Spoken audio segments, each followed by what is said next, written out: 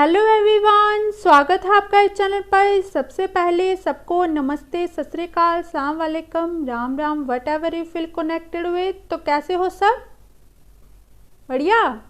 Okay, तो start करेंगे अपना आज का सेशन। आज जो आपका सेशन रहने वाला है वो है रिलेटेड टू जनरल हिंदी, जिसमें हम देख रहे हैं previous year MCQs with concept and examples. तो आपको पता ही है ये फ्री कोर्स है उन कैंडिडेट्स के लिए जो एक्सपेंसिव कोर्स नहीं ले सकते। इसकी पीडीएफ आपको डिस्क्रिप्शन बॉक्स से या फिर मेरे टेलीग्राम चैनल पर अवेलेबल हो जाएगी। तो लेक्चर स्टार्ट करने से पहले एक बहुत ही प्यारी मोटिवेशनल स्टोरी है आपके लिए जो मैं लेके आई हूँ, जो है रिलेटेड टू चिड़िया। ठीक है, वो चिड़िया हम ही हैं। तो आपने इस तरह की चिड़िया देखी होगी जो कि पतली पतली टहनियों पर बैठ जाती हैं। उनको पता होता है ये मतलब टहनी जो है वो कभी भी टूट सकती है, लेकिन फिर भी वो बैठी रहती है क्योंकि उन्हें अपने पंखों पर पूरा विश्वास होता है। इसी तरह से हमें भी अपने पर पूरा विश्वास होना चाहिए, अपनी काबिलियत पर, अपनी अच्छाइयों पर पूरा विश्वास होना चाहिए। ठीक है, तो अगर हम अपनी नज़रों में और उस ऊपर वालों की नज़रों में ठीक है तो हमें किसी और की बातों की ज़रूरत नहीं है। ठीक है, तो अपने पे ट्रस्ट कीजिए और अच्छे से मेहनत कीजिए। तो स्टार्ट करेंगे। अब देखिए, हमने पढ़ा था विकारी शब्द। विकारी शब्द हमने पहले पढ़ लिया है ना। विकारी शब्द जिसे हम पार्ट्स ऑफ स्पीच बोलते हैं। तो पार्ट्स ऑफ स्पीच में को हमने दो पार्ट्स में डिवाइड करते हैं हिंदी में, विकारी शब्द और अविकारी शब्द। विकारी शब्द में 4 पार्ट्स ऑफ स्पीच आते हैं और अविकारी शब्द में भी 4 या 5 पार्ट्स ऑफ स्पीच आते हैं। ठीक है, विकारी शब्द में क्या क्या आता था? संज्ञा आती थी, सर्वनाम आता था, विशेषण और क्रिया। ये हमने पढ़ लिया है। तो अब हम शुरू कर रहे हैं अविकारी शब्द, या फिर हम इसे अव्यय भी बोलते हैं। ठीक है, तो अव्यय शब्द का अर्थ क्या होता है? जो जिसका व्यय ना हो सके, व्यय रहित, अर्थात जिसका कुछ भी व्यय ना हो। व्यय मतलब कुछ भी खर्च ना हो। ठीक है, इनको अविकारी शब्द भी कहते हैं क्योंकि जब ये शब्द वाक्य में प्रयुक्त होते हैं तो इनका रूप नहीं बदलता या इनके रूप में किसी भी प्रकार का विकार नहीं आता। तो इसमें क्या होता है? इसमें कोई भी परिवर्तन नहीं, अविकारी शब्द में कोई भी परिवर्तन नहीं आता। ठीक है, जैसे कि अव्यय वे शब्द हैं जिनका वाक्य में प्रयोग होने पर लिंग, वचन, पुरुष, काल, पक्ष, वाच्य आदि के प्रभाव से कोई परिवर्तन नहीं होता। जिस तरह से विकारी शब्द में होता था उस तरीके से इसमें नहीं होगा। ठीक है, इसमें कोई भी चेंज नहीं आएगा। तो इसके कुछ वेद हैं, देखिए, क्रिया विशेषण, संबंध बोधक और समुच्चय बोधक, विस्मय बोधक, निपात, ये सब। तो यही इसकी परिभाषा है। अव्यय या फिर विकारी शब्द को हम इंग्लिश में क्या बोलते हैं? इनडिक्लाइनेबल बोलते हैं। तो अव्यय जो है वो किससे जुड़कर बना है? अ प्लस व्यय सुफिक्स से। ठीक है, तो परिभाषा वही है। इसे हम अव्यय या फिर अविकारी शब्द बोलते हैं जिनके शब्दों में लिंग, वचन, कारक आदि के कारण कोई भी चेंज नहीं आता, कोई भी परिवर्तन नहीं आता। तो इनकी कुछ एग्जाम्पल्स हैं, जैसे जब, तब, अभी, उधर, वहाँ, इधर, क्यों, वहाँ, वाह, आ, ठीक, अरे, और, तथा, एवं, किंतु, परंतु, ये सब इत्यादि। ठीक है, तो आई होप कि आपको इतना समझ आ गया होगा। तो अव्यय के वेद जो हैं वो 4 या 5 होते हैं, लेकिन मैं आपके लिए 4 वेद लेके आई हूँ। तो इसके 4 वेद इम्पॉर्टेंट जो हैं वो कौन कौन से हैं? क्रिया विशेषण जिसे हम इंग्लिश में एडवर्ब बोलते हैं, संबंध बोधक जिसे हम प्रपोजिशन बोलते हैं इंग्लिश में, और समुच्चय बोधक जिसे हम कंजक्शन बोलते हैं, और लास्ट है आपका विस्मय बोधक, विस्मय आदि बोधक। ठीक है, जिसे हम इंटरजेक्शन बोलते हैं। तो क्रिया विशेषण क्या है? अगर हम क्रिया की विशेषता को बताते हैं उसे हम क्या बोलते हैं? क्रिया विशेषण। ठीक है, और अर्थ के आधार पर क्रिया विशेषण कितने प्रकार के हैं? 4 प्रकार के। कौन कौन से? कालवाचक, स्थानवाचक, परिमाणवाचक और रीतिवाचक। इसे हम डीपली में आगे समझेंगे। देन नेक्स्ट है आपका संबंध बोधक जिसे हम इंग्लिश में प्रपोजिशन बोलते हैं। तो ये क्या है? संज्ञा और सर्वनाम के साथ जुड़कर। ठीक है, तो उसे हम क्या बोलते हैं? संबंध बोधक बोलते हैं, जिसे हम इंग्लिश में प्रपोजिशन बोलते हैं। जैसे इंग्लिश में होता है ना इन, ऑन, एट, तो इसे आप चेंज कर सकते हैं हिंदी में। देन नेक्स्ट है समुच्चयबोधक। ये भी आपने इंग्लिश में पढ़ लिया होगा, कंजक्शन। तो ये क्या होता है, दो या दो से अधिक शब्दों या वाक्यों को जोड़ना, इसे हम क्या बोलते हैं, समुच्चयबोधक बोलते हैं। मतलब ये दो या दो से अधिक शब्दों को जोड़ने का काम करता है। देन लास्ट है इंटरजेक्शन। इंटरजेक्शन क्या होता है, इसमें आ जाते हैं आप इंटरजेक्शन जिसे हम हिंदी में विस्मय आदि बोधक बोलते हैं। तो इसमें आ जाते हैं आपकी हर्ष, घृणा, शोक, स्वीकृति, प्रशंसा आदि, ये सब आ जाते हैं। जैसे आपने देखा होगा ये एक्सक्लेमेशन साइन आता है इंग्लिश में इसमें। देन है आपके प्रैक्टिस क्वेश्चन। ये इतना ही था आज। प्रैक्टिस क्वेश्चंस जो हैं वो आपके कौन से हैं। पहला आपका क्वेश्चन है, कॉपी मिल गई किंतु किताब नहीं मिली, सही अव्यय बताइए। ठीक है, आपको यहाँ पे सही अव्यय बताना है। तो आपके पास 4 ऑप्शन है। यहाँ पे किंतु वर्ड देखिए, ये क्या काम कर रहा है आपको बताना है। ठीक है, संबंधबोधक है, क्रिया विशेषण है, समुच्चयबोधक है, विस्मय आदि बोधक है। तो इसमें जो आपका राइट ऑप्शन है वो है समुच्चयबोधक, जिसे हम इंग्लिश में कंजक्शन बोलते हैं। ठीक है,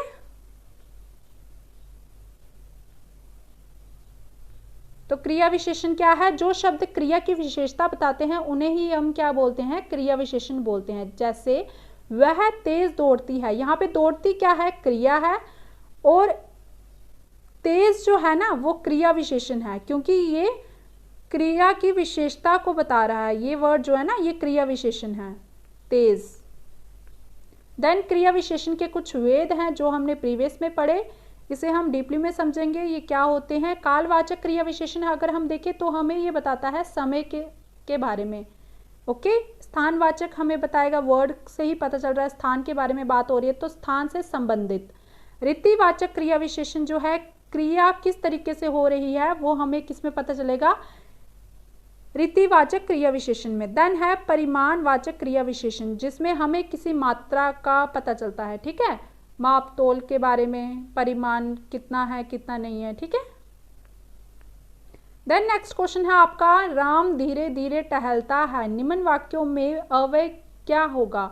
अब देखो धीरे धीरे को आपको अंडरलाइन किया हुआ है, आपको बताना है कि ये वाक्य कौन सा है।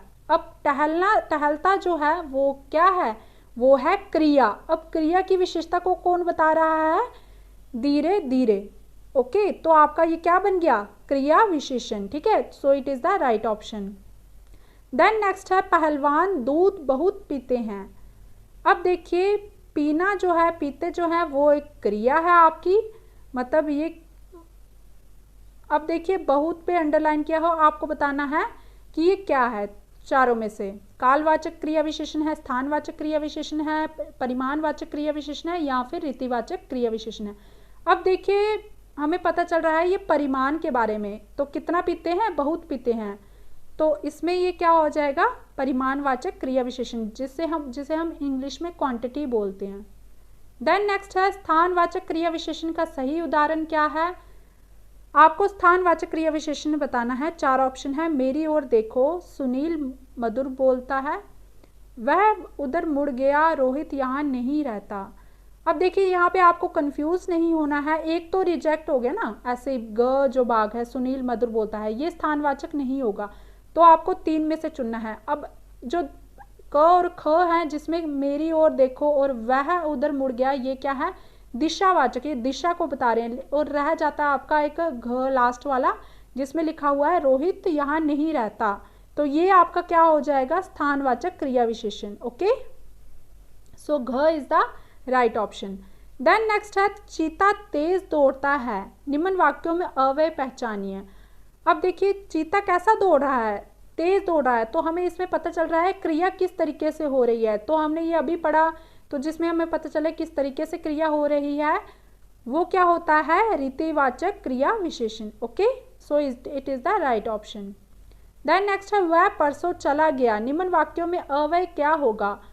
अब देखिए परसों की बात हुई, परसों को अंडरलाइन किया हुआ है, तो मतलब ये समय के बारे में बात हुई है, जिसे हम हिंदी में काल भी बोलते हैं, तो ये क्या हो जाएगा, कालवाचक क्रिया विशेषण। सो क भाग जो है वो क्या है, राइट ऑप्शन है। देन नेक्स्ट है, क्रिया विशेषण प्लस आपको संबंधबोधक का सही उदाहरण क्या होगा वो बताना है, ठीक है। इसमें मैंने आपको ऑप्शन में टिक नहीं लगाया है, ये आपको चूज करना है। तो क्या होगा इसका राइट, एनालाइज कीजिए। यहाँ पे देखिए जो लास्ट वाला है ना घ भाग, ये जो होगा राइट भाग होगा, ठीक है। राइट ऑप्शन ग भाग होगा। क्यों? क्योंकि मेज के ऊपर है, ये आपका क्या हो गया, क्रिया विशेषण हो गया। इसमें जो है क्रिया की विशेषता को बताया जा रहा है। और मेज के ऊपर किताबें हैं, किताबें जो हैं ऊपर हैं, तो ये संबंध बना रही है ना, किताबें ऊपर, ठीक है। किताबें कहाँ हैं, ऊपर हैं, ये एक तरह से संबंध को बता रही हैं, इसलिए घ भाग जो होगा वो राइट होगा, ठीक है। इसमें ऊपर और किताबों के बीच में एक संबंध बना हुआ है, इसलिए हमें संबंधवाचक क्रिया विशेषण है ये। देन नेक्स्ट है आप उसके पीछे चलिए, प्लस आप आप पीछे चलिए, सही अव्यय क्या होगा। तो ये देखिए आप उसके पीछे चलिए, इसमें जो है चलिए क्या है, चलिए और पीछे के बीच में एक संबंध बन रहा है ना, इसलिए ये संबंध बोधक क्रिया विशेषण है, ठीक है। संबंध बोधक क्या है, संबंध बोधक क्रिया विशेषण है। प्लस आपको क्रिया विशेषण बताना है, आप पीछे चलिए, तो ये क्या हो गया, क्रिया विशेषण। चलिए जो है वो क्रिया है और पीछे जो है वो विशेषता है किसकी, क्रिया की, इसलिए हम इसको क्या बोल रहे हैं, क्रिया विशेषण। इसलिए जो ख भाग है वो राइट है, ठीक है। देन नेक्स्ट है, अरे पीछे हो जाओ गिर जाओगे, निम्न वाक्यों में अव्यय पहचानिए। इसमें आपको बताना है इसमें राइट ऑप्शन कौन सा है। अब देखिए एक्सक्लेमेशन साइन है, तो आपको पता होना चाहिए, काफ़ी ज़्यादा आसान है, जिसे हम हिंदी में विस्मय आदि बोधक क्रिया विशेषण बोलते हैं, ठीक है। सो घ भाग जो है वो राइट है आपका। देन लास्ट क्वेश्चन है आपका ये, मेरे पास कम रुपए हैं प्लस आज तुमने कम क्यों खाया, निम्न उदाहरण किसका है। अब दोनों कम कम पे अंडरलाइन किया हुआ है, आपको बताना है इसमें सही उदाहरण कौन सा होगा। तो जो सही उदाहरण है वो आपका सेकंड वाला है।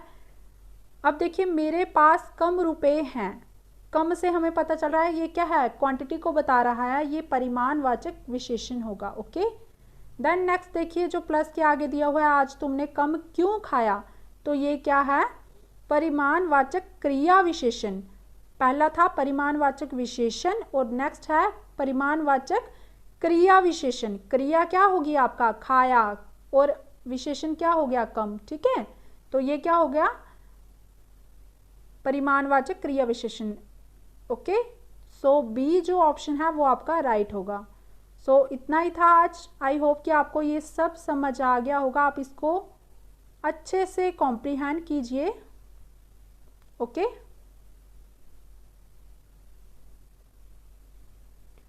सो all the best, have a nice weekend, okay bye.